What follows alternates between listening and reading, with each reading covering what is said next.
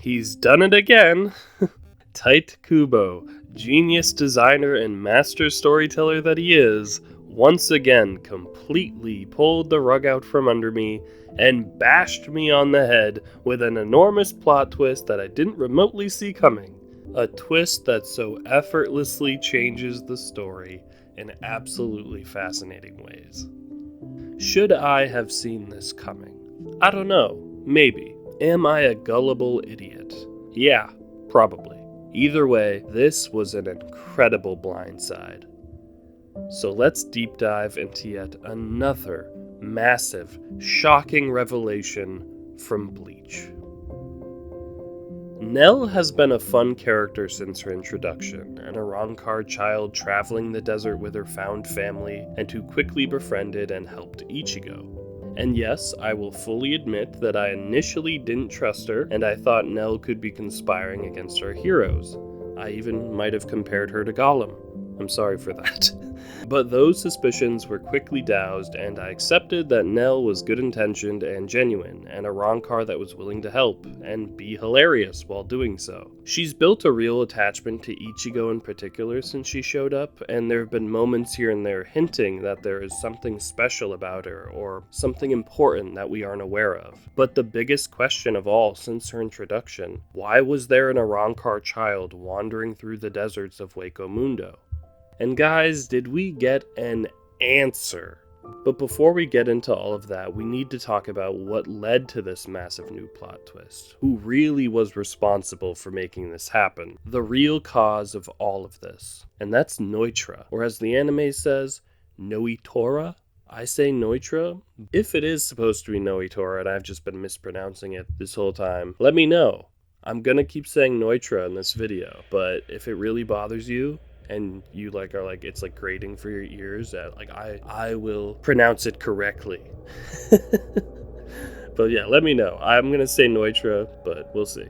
Anyway, Neutra arrived after Ichigo defeated Grimmjow, and I joked last time that he keeps showing up after fights to attack people that are already tired or injured, and these chapters show even more that this is exactly who this man is. My first impression of him was that he was going to be conniving, and I compared him to Starscream from Transformers, and I am so proud of myself for that comparison, because that's pretty much exactly who he is. He's very jealous, he's very underhanded, a little pathetic, and willing to fight dirty if it improves his station and how others see him. So he shows up, and he's been just as arrogant as he's been every time we've seen him so far, and his weapon remains to be something to behold.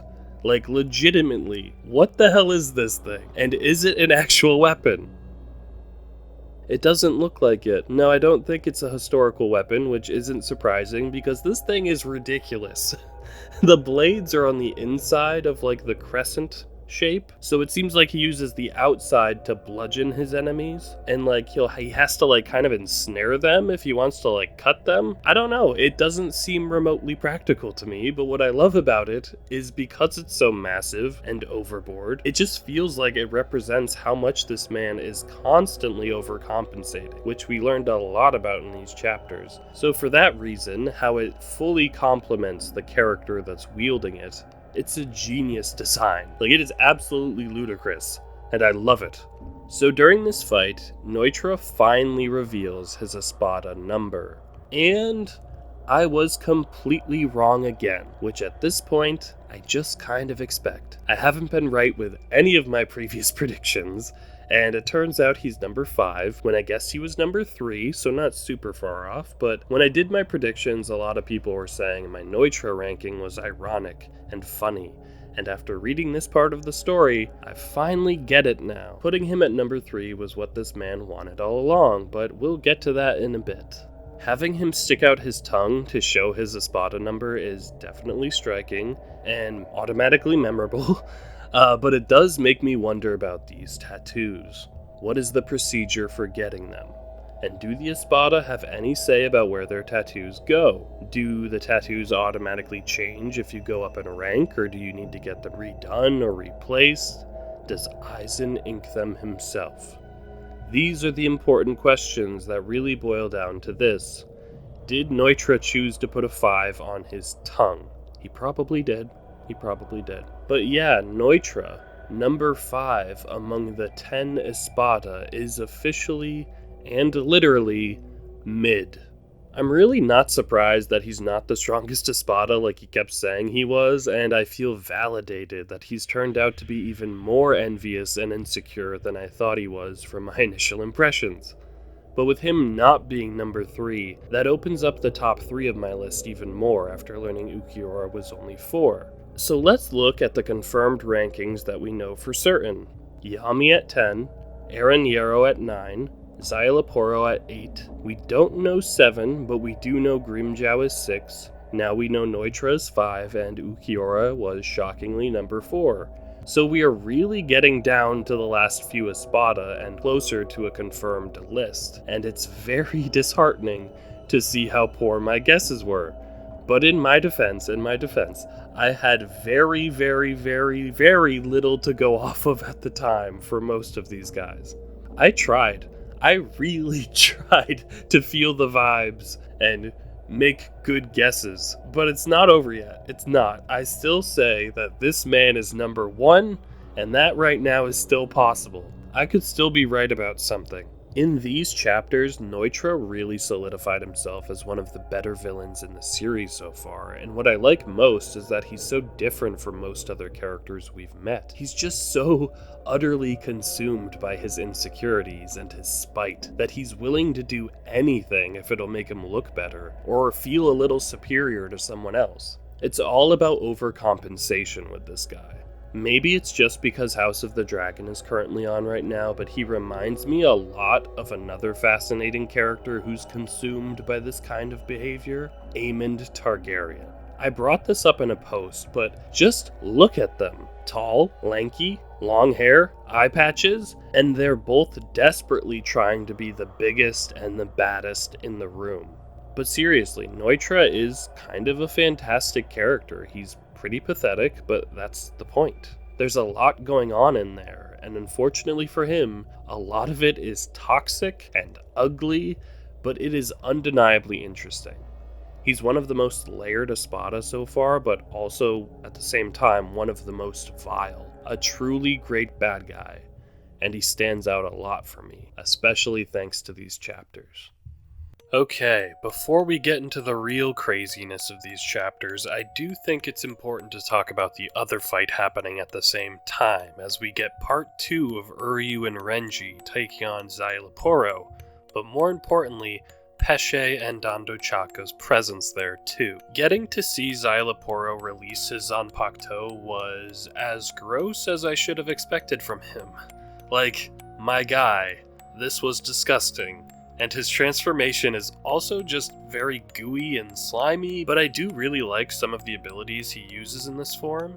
Making clones of his enemies was kind of fun, but I especially enjoyed the little voodoo doll-esque things he makes. That kind of power can always be utilized in interesting ways in stories. There's just a kind of certain terror to having someone having control of your body and able to hurt you without actually touching you directly. The way it's shown here, with him literally kind of having his enemy's internal organs between his fingers, yikes. One of my favorite devil fruits in One Piece is Basil Hawkins fruit because of things like this. Xyloporo messing up Oryu's insides was pretty scary, but it's my dude Pesce and his buddy Dando Chaka that really start to come into their own here, and for good reason. So let's get into the big thing that I'm sure you guys have been waiting for. Because now it's time to really talk about the big reveals. Yes, a handful of reveals, all circulating around Nell. Watching an exhausted Ichigo try to beat Neutra was interesting, but this whole confrontation became something else entirely once Neutra saw Nell. He knew her, and guys, I'm gonna be embarrassingly honest right now, my first thought was that Neutra was like her older brother or father or something, and we were gonna get a blood relation versus found family kind of story, and man, I was very wrong about that. But that's where my brain thought this was going for a page or two. Neutra is confused by Nell's reaction to him, but realizes that she doesn't have her memories anymore. It turns out that the cracked skull on top of her head, the remains of her hollow mask, is cracked for more than just an aesthetic choice. It's the scar of an injury. And that's when we learn the truth about who Nell really is, or was. Because Nell was a member of the Espada. Yeah, that revelation hit me like a punch to the face. I was sitting there like, what are you talking about? And just thinking, Kubo, sir, respectfully, you must be out of your mind. Oh, it was crazy. What a fantastic revelation. But I love that it was Ichigo's protection of his friends, his defining trait as a character that helped Nell find her old power again. She was inspired by how Ichigo has cared for her and defended her since they met, and that helped her do the same for him. And then she transforms, or in a way regresses back to who she really is. The music, by the way, in her transformation scene in the anime was absolutely beautiful, but we finally see Nell for who she really is, Nelliel. And you might notice when you first see her transform that Nell isn't even actually a kid. She's a grown woman. And it brought me back to like months ago when someone once mentioned that Nell reminded them of a Legend of Zelda character, and I assumed it was Midna because of being impish with a broken mask on her head, but I didn't know it was this similar, if you know what I mean. Twilight Princess spoilers. And now I really see why. But that's not even all, though. This is a triple whammy of a reveal, because it's not just that she used to be an Espada, or that her original form is an adult. No, we get an Espada number reveal, as it turns out that Nell was originally listed as number 3 among the Espada. This is insane. Absolutely insane, and I love it so much. The moment we see the number on her back as she charges into battle against the guy that caused her so much trauma, it was such a powerful moment to choose to reveal that, to show us that she can definitely take him on now that she's back to who she really is meant to be.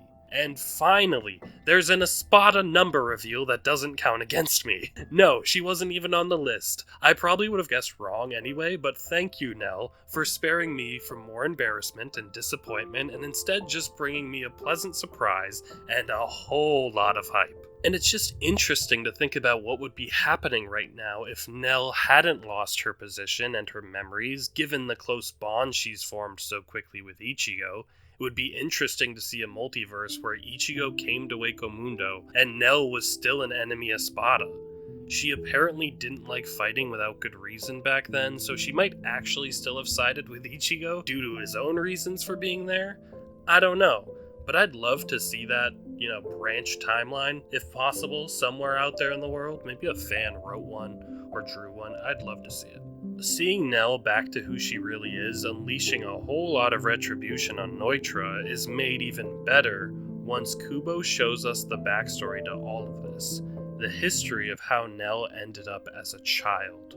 I've mentioned before how much I wish we got to see extensive backstories for each of the Espada, but I understand that we probably can't.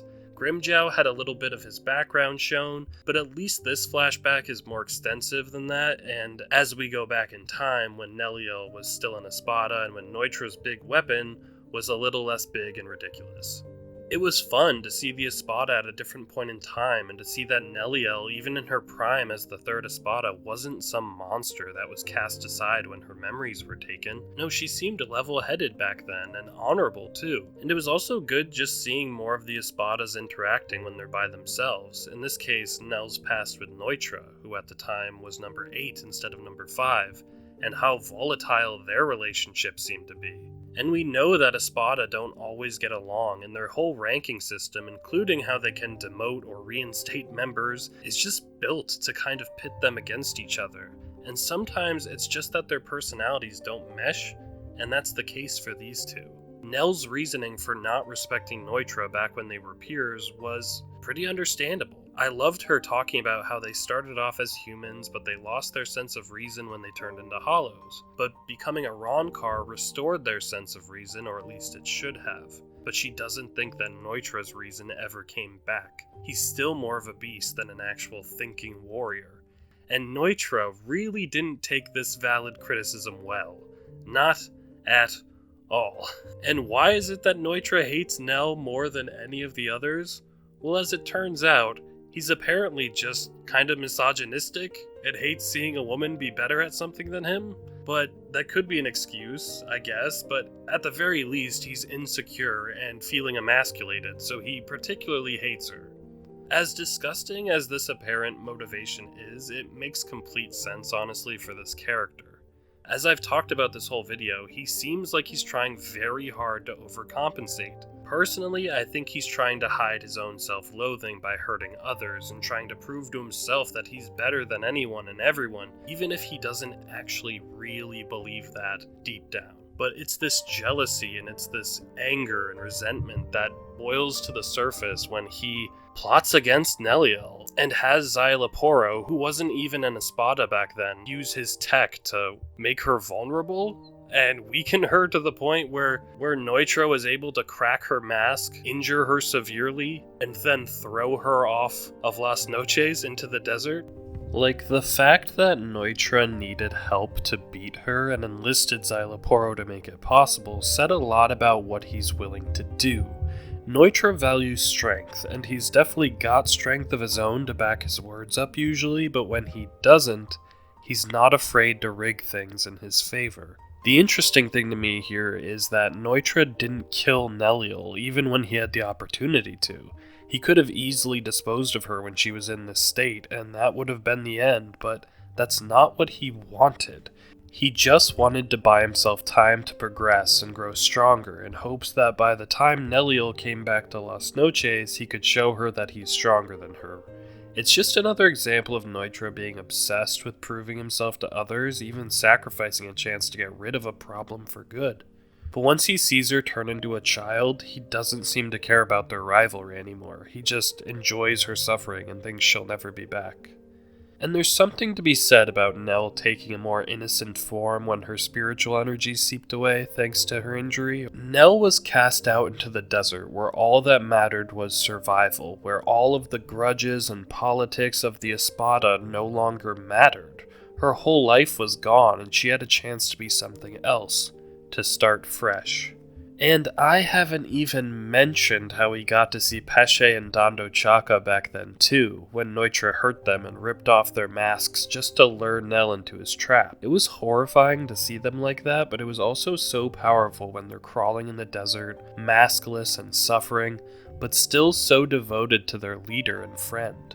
Seeing what's been done to her, they went all Ben Kenobi and looked after her in the desert, vowing to remain loyal to Nell, just as they have been ever since. They didn't tell her the truth to protect her from her own trauma and to try to give her a better life than the one that they were cast down from. It's really heartbreaking, but beautiful too. And seeing their tragic backstory infused so much more into Pesce and Dando Chaka's characters. I loved getting to see them get real serious for the first time now that they sense that Nell's out there fighting again too. Going from like the Timon and Pumbaa of this arc to finally showing what they can really do was absolutely awesome. But what I loved most is that even when they're at their most inexplicably badass, my boy Pesce still brings the laughs. This moment right here might be one of the funniest moments so far in the whole series. It really gave everyone a scare for a second, but I loved that Pesce managed to damage Xyloporo. Seeing the comic relief characters actually hold their own is wonderful, even if it didn't work, because Xyloporo is apparently like Batman. If you give him enough prep time, he'll know how to win against any enemy. But I think another reason I should have thought more and maybe noticed Nell's possible connection to the Espada is that she and her family seem to be the only Arrancars not affiliated with Aizen in Hueco Mundo. Sure, it's a huge desert, so maybe there are more, but as far as we've seen, every other Arrancar is part of Aizen's army in some way. Like, that was right there, but it just didn't really occur to me at the time. Also, Bawa Bawa was kind of a lie. I was wondering why he seemed so different, and now I know. Yeah, that was a twist. Nell's release date was kind of unexpected as well, but I dig it. The kind of centaur aesthetic suited her, especially with how it went along with her ram-like hollow mask. And there was something that almost felt free about it, like she'd be able to outrun any problem in that form. And there was also something that felt kind of classically heroic too. Maybe it was the lance, but she felt almost like a knight. And she might have even won if she didn't revert back to her child form, something that Neutra immediately takes advantage of by punting a kid and beating up Ichigo some more. It's worth mentioning too that he didn't release his Zanpakuto against her, so he wasn't completely going all out. It's scary that we haven't seen him transform yet, and I'm kind of terrified to see what someone like Neutra even turns into. I also just have to bring up that I feel bad for Tesla. Working for Neutra must be exhausting. Tesla's just trying to be a good dude and help his boss, and he gets smacked around for giving any sort of assistance because Neutra doesn't want to be humiliated or look like he needs help. So let's appreciate this hardworking individual that is severely underappreciated, and his big, dark beast Ganon pig-looking form was also cool, but it didn't last long because the greatest thing of all time happened. Listen. If you've been watching my videos on Bleach, you'll probably know who my favorite character is so far, and while we might not have seen him much lately, that hasn't changed. My bloody boy Kenpachi Zaraki shows up to save Ichigo, and his return got me so excited because that's just what Kenny does. He brings the raw, the unfiltered hype, and he immediately takes out Tesla to save our main character. He's here to fight, and when Kenny's here to fight, I'm here to fangirl, alright? I'm so excited by this. Best of all, he didn't even come alone. No, he brought a whole bunch of Soul Reaper captains with him, and this feels like the Riders of Rohan coming in as the cavalry to save the day, and I can't wait to see the battles we're about to get. It was just like surprise after surprise after surprise in these chapters, and it was glorious.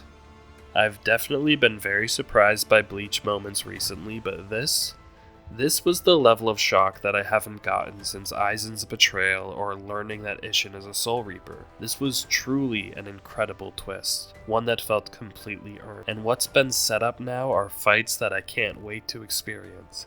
After seeing more of them in these chapters though, I'm gonna need to see Neutra meet a very painful end at Kenny's hands. That's all I ask. Thank you so much for watching, guys. This was crazy, very crazy, but I'm so excited to keep going and find out what happens next after these developments. So the real battles seem to be getting started. I can't wait to talk about them. I'll see you then. Take care.